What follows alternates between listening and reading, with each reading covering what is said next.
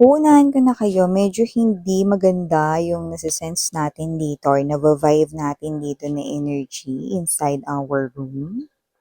So, kayo mag-alala, alamin natin kung bakit ganun. Don't skip your lunch, sweethearts. Huwag magpalipas ng gutom.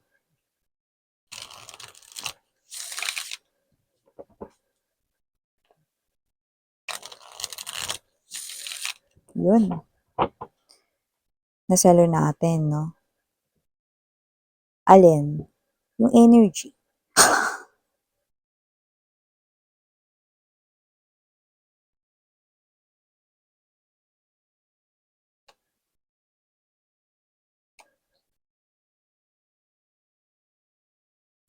Kaya naman pala hindi maganda yung nasa-sense nating energy rito mga babes, no? Mukhang meron dito, no? Na parang, lumalabas siya dito bilang paniki.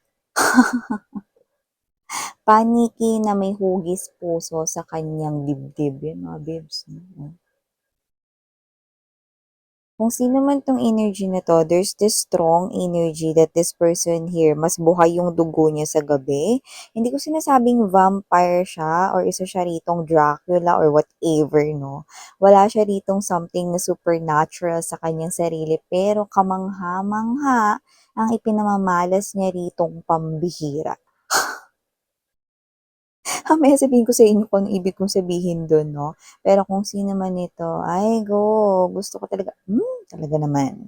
So, wait lang, no? So, let me finish first ang ating paglay ng energies dito sa ating table. You now have the Page of Flutes, Seven of Mirrors energy, Two of Roses, heart or center of the, yeah, look at that. See, we've got the lovers right at this person's main energy. Kaya kung sino man tong energy na to na malinaw sa sabaw ng pusit, na kung sino man siya, meron siya ritong kakonik, meron siya ritong someone sa kanyang side, no? Sa kanyang tabi, meron, no? Sabi ni Carlo Aquino. No? Oh. We have here the producer as well. Ace of Roses, I mean the rings, no? Ace of Roses, no, dito mga babes, no, yun yung two of cups, I was about to say that, no? But Ace of Roses, Ace of Cups energy. So this person is appearing here as new love. Okay, that's why first date is here. Gusto ka nitong i-date at darating sa point na pag na-meet mo siya kung hindi pa, no? Gusto ka nitong i-date, no? We have here the drama-rama sa hapon. Drama, Seven of Roses energy. Roses here, cups yun. Mirrors, yun naman ang swords, no? So, we have here red flag. Yun. Ang pinakaayaw nating kulay pagdating sa love and relationship, ang red flag. Sino ba namang gusto nun? Gusto natin ng green flag, tama, diba? So, bottom of the deck, we have here blindsided, nine of mirrors energy or the nine of swords, page of mirrors or the gossip energy. We also have bottom of the deck, page of roses, page of cups energy, the free spirit. Yan, no? So yeah, hi and hello there collective. My name is Yan. Welcome new viewers. Tuloy kayo and pwede nyo yung bitbitin at dalhin ang inyong buong barkada, family members, loved ones, and other people na gusto ninyong bitbitin dito sa channel na to. Basta just take only what resonates. And hi sa aking mga patuloy at walang sawang mga viewers na tambay ng tambay dito. So maraming salamat. Basta pwede kayong manood dyan, no? Kahit luma na yung mga uploaded videos na pwede pa rin yan. Kasi timeless po ang lahat ng ating energy readings. And yeah, wala tayong gender dito. So, babae, lalaki, LGBT, lahat welcome. Pwede rin i-switch at magkapalit-palit yung mga roles dahil ito ay general reading. And at the end of the day, everybody, you hold your free will with you na free nyong gamitin anytime, anywhere. And yun na nga, pag-usapan na nga natin tong nakakabwisit na to. So, we have here the rose, ceremony, and the contestant, no? So, lumalabas rito na this person right here, marami siyang options, marami siyang pagpipilian, at isa ka sa contestant na yan. Nagsa-stand out ka dito kaya nakikita kung sa'yo niya ibibigay ang rose. That's why na-mention natin yung Ace of Rose kanina, no? And muntik na natin ma-mention ang Two of Cups, Two of Roses, no? Which is present din dito. Kasi out of all the options na meron siya, including the producer na lumalabas na someone beside him or her, nakikita ko no na ikaw yung gusto niya rito na makasama, magkaroon ng relationship with, no? Gusto niya rito na magkaroon ng something more sa inyong relationship. So this person right here with the leaf, no, Eight of Roses energy, possible na wala pa to sa life ninyo, pero soon to meet nyo na siya, no? Sa lahat naman na makikilala, ba't yung red flag pa, di ba? Pero at least, it is a warning signal for you guys because this is something here, no, na posibleng hindi pa nangyayari sa iba sa inyo. So, nakita ko na itong person na to, no, is someone here na sakit din ng ulo ng asawa niya, the producer. Alam mo, kahit binabantayan siya rito ng asawa niya, yan, no, kung may asawa na ito, no, at kung wala naman, pwedeng may boyfriend, girlfriend siya, basta meron siya sa tabi niya, no? So, nakikita natin dito na meron siya ritong partner, meron siya ritong katuwang, no? Pero, kahit binabantayan na siya nito at ang sakit na ng ulo nitong tao na to, no, sige pa rin siya rito with the Seven of Mirrors energy, sige pa rin siya rito sa pakikipag-chat, pakikipag-usap, flirt sa iba't iba niya ritong mga contestants. So, isa ka sa mga contestants na yun which is I don't like kahit na ikaw pa yung nagsa-stand out among the crowd, no? Kasi nakikita ko rito na marami siyang choices, no? Nakita mo yan? Yang mga silhouette na mga shadows, yung mga babae dyan sa likod, yung mga lalaki, wala tayong gender dito, may option siya at yun yung ayoko dito dahil isa ka babe sa contestant, lumalabas ka bilang pinakamaganda sa lahat, pinakagwapo, pinaka-sexy, no? Pinaka-deserve, no, na maging number one spot sa kanyang listahan, no? Sa mga babes, no, okay lang sana mangolekta ka ng mga galing sa Pop Mart, eh. Labubu, Crybaby, no?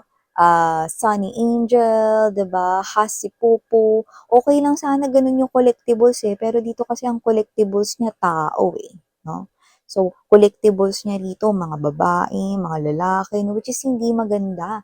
Kasi ibig sabihin, tumatapak talaga siya sa number one energy ng pagiging player type of energy. But this player right here is someone unstoppable.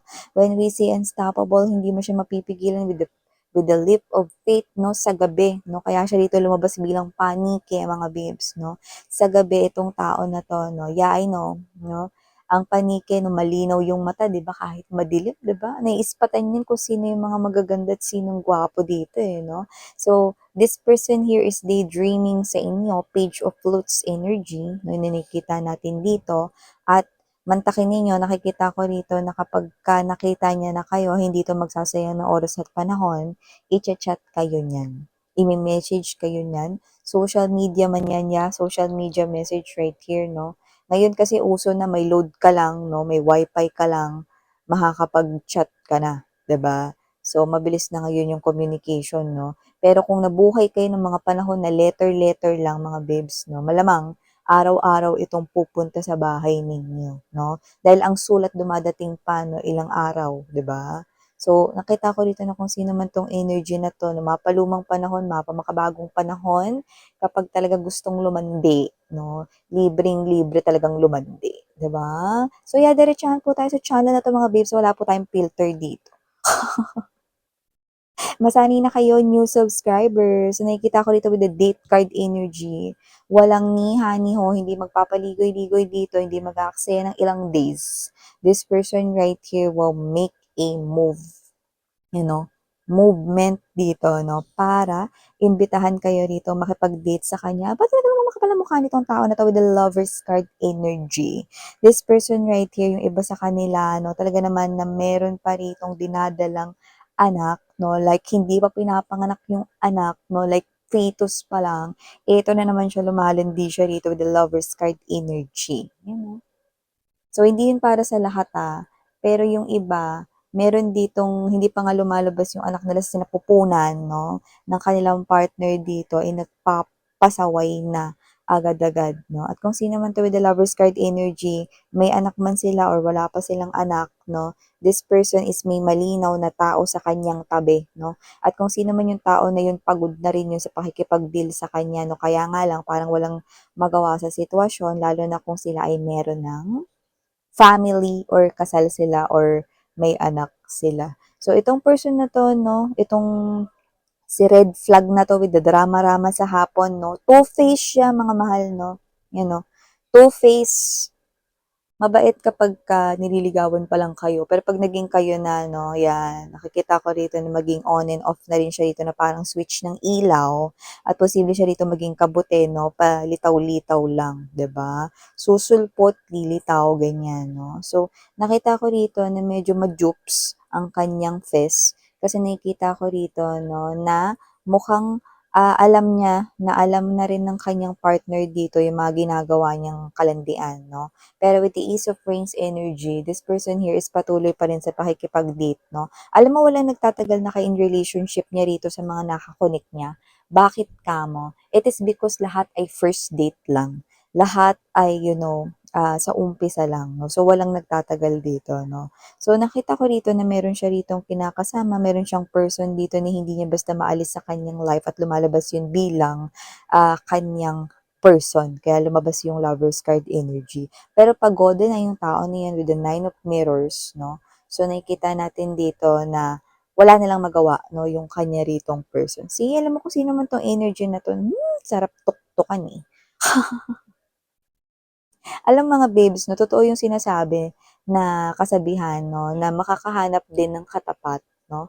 So, naniniwala tayo diyan kasi yan ay tinatawag natin na parang karma, 'di ba?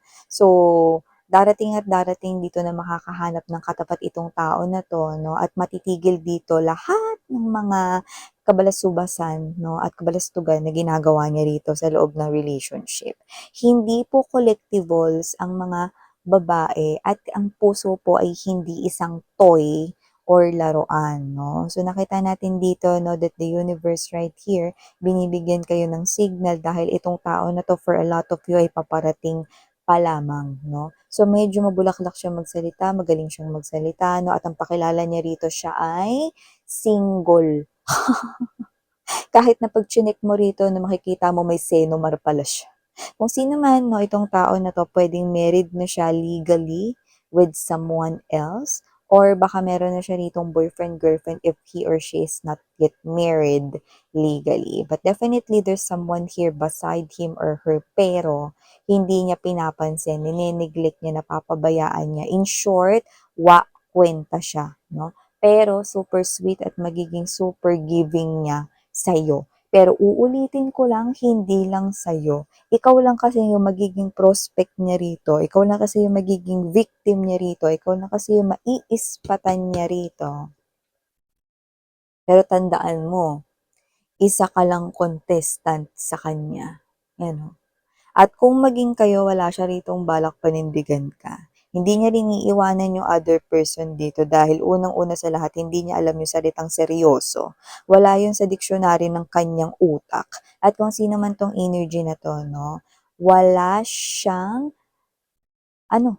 wala siyang alam sa tunay na ibig sabihin ng love and commitment. Yan, no. Hindi nga to responsableng tatay or nanay sa kanyang mga anak eh. Yan, no. So, nakita ko dito na kung sino man tong energy na kadil ninyo, in short, magiging pabigat lang to sa inyong life, no? Hindi kayo nito tutulungan, no? Magpapasaway pa ito ng bongga at magbibigay ng sakit ng ulo sa inyo. Kahit yung pagtulog na lang na matiwasay sa gabi, hindi niya pa yun mabibigay sa inyo. Walang comfort, walang sense of comfort dito sa piling ng tao na to. Kaya naman, don't be blindsided, sweetheart. Makinig kayo sa mga rumors and gossips kasi yun ay totoo. may basihan yun. So, binibigyan kayo rito ng mga signs and clues ni universe, no, na posibleng bago dumating itong tao na to or bago kayo magdesisyon na makipag-duel ng inyong connection sa tao na to, may mga maririnig kayong mga haka-haka, mga rumors, gossips tungkol sa tao na to na hindi maganda or appearing as negative. Pero, universe wants you to spot that those are all real. Those are all genuine. Those are all the truth. So meaning to say, wag kayong magpalinlang sa kung ano lang ang base sa sinasabi ng taong ito. Mag-pay attention din kayo na alamin, no, yung background niya. At wala rin namang masama na hindi naman kayo maniniwala agad-agad sa mga chismis, haka-haka or whatever, no.